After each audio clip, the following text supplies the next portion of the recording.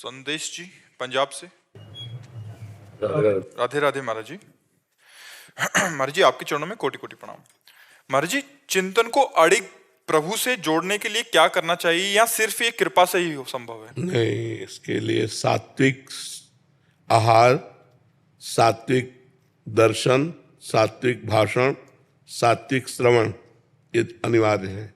जैसे हमारा भोजन है वो सात्विक होना चाहिए, तनिक भी अपवित्रता नहीं होनी चाहिए, तब हमारा चिंतन भगवान से जुड़ेगा।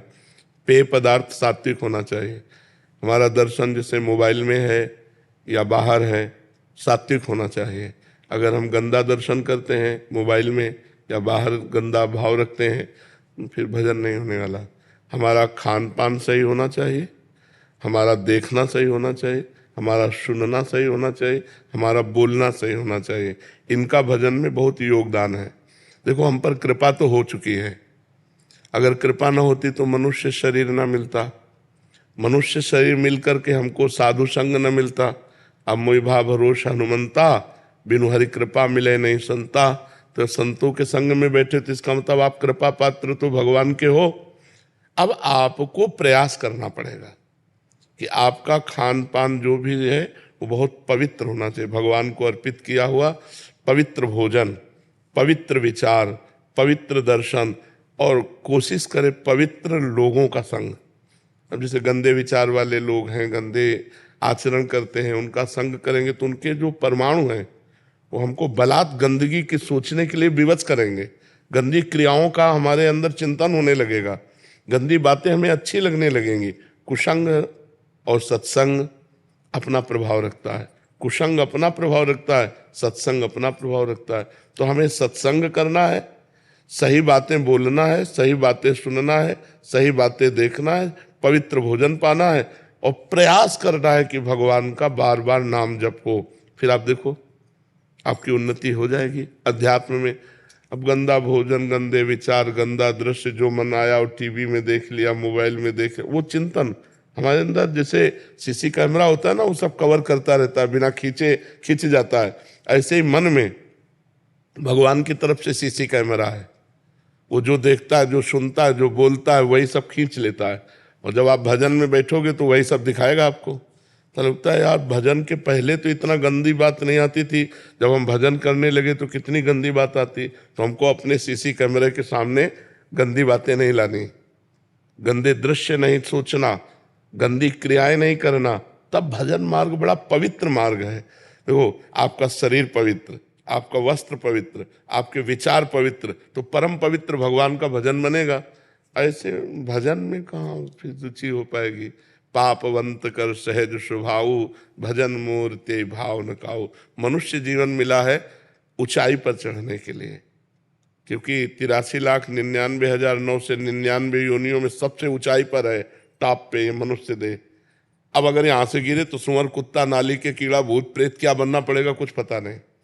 तो इससे ऊपर उठना है, इससे ऊपर उठना भगवान की प्राप्ति करना, या हमारा फिर जन्म हो और परम पवित्र भारत देश में ही हो और हम भगवान का भजन करें, हम अपने राष्ट्र की सेवा करें, कोई ऐसा पद मिले जिससे निर्विकार होकर, प्रलोभन भय छोड़कर हम समाज की सेवा करें, भगवान का नाम जप करें। अब इससे नीचे न गिरे, सुअर कुत्ता न बने, नाली के कीड़ा न बनना पड़े, हमको ऐसे योनियों में न जाना पड़े। इसलिए नाम जप अनिवार्य है, इसलिए परोपकार अनिवार्य है। और ये नाम जप परोपकार तभी हो सकता है जब आपकी बुद्धि शुद्ध होगी। तो बुद्धि शुद्ध होने के लिए भोजन शुद्ध, जैसा खाओ अन्न वैसा बने मन, जैसे पियो पानी वैसी बने वाणी। अब पिए शराब, खाए मांस, गंदे आचरण करे और सोचे कि अध्यात्म में हम चल लेंगे, कदापि नहीं। जो पह दुष्ट हृदय सोई होई, मोरे सन्मुख आओ किसे। यदि वो दुष्ट हृदय है वो भगवान के मार्ग में नहीं चल सकता। भोगेश्वर प्रसक्ता नाम तया प्रहत चेतसाम, व्यवसायत्मिका बुद्धि समाधो न विधीयते। जो भोग हुई नाना प्रकार के पदार्थों के ही भोग और संग्रह में लगा हुआ है, वो कभी भगवत प्राप्ति करना ऐसा सोच भी नहीं सकता। भगवान कह रहे हैं तो हमें मनुष्य जीवन मिला है तो हम पवित्र आहार करें, पवित्र आचरण करें और परम पवित्र भगवान का चिंतन करें। महाराज जी पर पशु की योनि जो होती है वो दंडित के मतलब वो योनि जो होती केवल कर्म भोग है, नवीन कर्म नहीं कर सकते आप। जो आपका प्रारब्ध भोग है उसे वही भोगना होगा, इसके आगे नहीं। तो बट वो जो पशु होते हैं वो दंड ऐसा तो नहीं होता उनको कोई पिछले जन्म में कोई दंड मिला हो और इस वजह से वो इस बार पशु बने? तो दंड ही तो हर योनि दंड ही तो है। केवल एक मनुष्य योनि है जिसमें आपको छूट है, जो चाव कर सकते हो, जो चाव कर सकते हो। आप देवता बन सकते हो, आप नारायण का भजन करके नारायण में तन्मय हो सकते हो, आप राम जी का भजन करके राम जी में तन्मय हो सकते हो, जो चाहो। हर पशु पक्षी जो 83,99,999 योनियां है वो कुछ नहीं कर सकते, केवल अपना भोग भोग सकते हैं कर्म का। जो हमने मनुष्य जन्म, हमारे कोई पहला मनुष्य जन्म थोड़ी है, असंख्यों बार हो गए। जो कर्म किए वो भोगना पड़ेगा।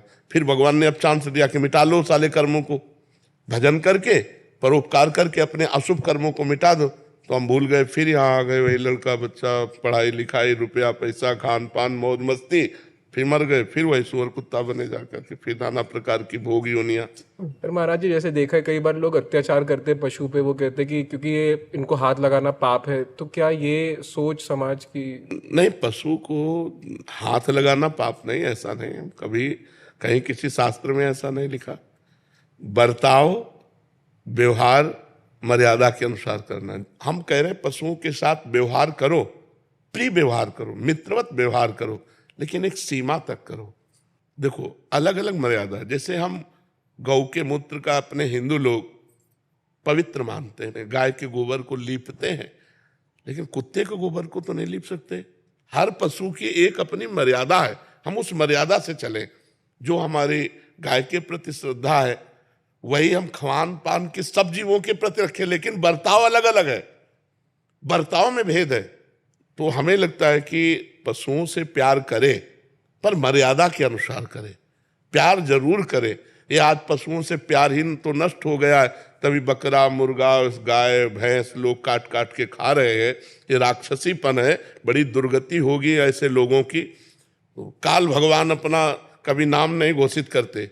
बोले क्या हुआ, बोले दिल फेल हो गया, क्या हुआ एक्सीडेंट हो गया, क्या हुआ उसने मार दिया। कभी काल को कोई नहीं कहता, वो काल मिटिया मेट करता रहता सबको। इसलिए सबको सुख दो, धर्म के अनुसार सुख दो, खूब नाम जप करो, जीवन आनंद में व्यतीत करो। मनुष्य जीवन आनंद में व्यतीत करने के लिए शोक चिंता भय ये सब क्या है। तो हमारी बुद्धि निर्णायक सही हो जाए, इसलिए हमें नाम जप अनिवार्य है, पवित्र भोजन अनिवार्य है, पवित्र आचरण अनिवार्य है। इसके बिना भजन नहीं हो सकता, और भजन के बिना जीवन पशुवत है, पशुवत। क्या हमारा समाज हो रहा है, जिन बच्चों का पोषण होना चाहिए उन बच्चों का शोषण हो रहा है। तो ये बुद्धि भ्रष्ट, बिना अध्यात्म के बुद्धि भ्रष्ट हो जाती है। अब शराब पी के आए, अब घर में जो मना सो तांडव कर रहे हैं। अरे अगर उसी शराब पीने वाले पैसे से थोड़ा अंगूर सेव मीठा लेके घर आते तो कितना अच्छा लगता। 1,000 रुपए के मीठा फल लेके घर वालों को देते तो वो एक सुख का अनुभव करते।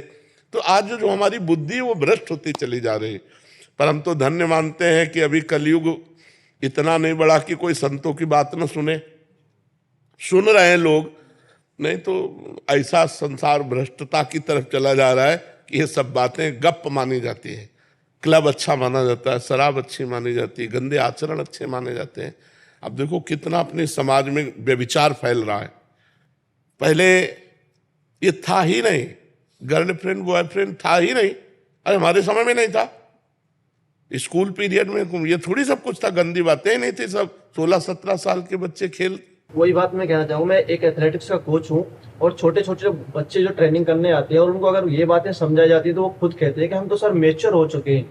वो 13-13 साल की लड़कियों को अगर ये चीजें हम समझावें कि इन चीजों से दूर रहो, तो वो कहती है सर हम तो मैच्योर हो चुके हैं। मैच्योर मतलब हम इसके योग्य हो चुके हैं, हम समझदार ज्यादा हो चुके हैं। माने कि उनका मतलब ये है।